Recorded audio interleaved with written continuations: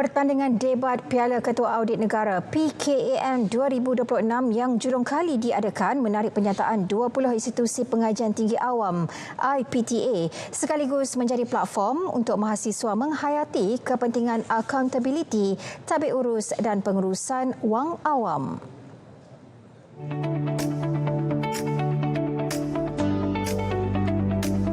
Pertandingan bertemakan 120 tahun Jabatan Audit Negara, memacu accountability membina generasi madani berintegriti itu diadakan bersemena sambutan 120 tahun penubuhan Jabatan Audit Negara. Bawalah keberanian berfikir, ketajaman dalam menilai fakta dan kekuatan integriti ini ke dalam zaman pengajian, kerjaya dan kepimpinan anda pada masa hadapan. Teruslah mencari fakta sebelum membuat kesimpulan, berani menyatakan kebenaran dengan penuh tertib dan sentiasa meletakkan amanah mengatasi kepentingan diri. Yang di-Pertua Dewan Rakyat Tan Sri Dr. Johari Abdul Pula mahu program seumpama itu diteruskan bagi membentuk bakal pemimpin negara yang beramanah dan berwawasan. That one day will come. Anda akan menjadi pemimpin negara ini.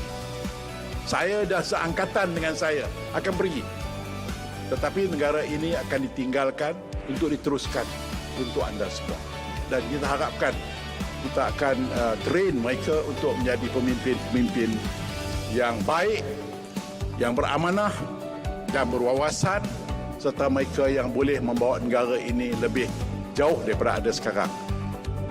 Pasukan Universiti Putra Malaysia UPM dinobatkan sebagai Johan manakala Naib Johan dimenangi Universiti Islam Antarabangsa Malaysia.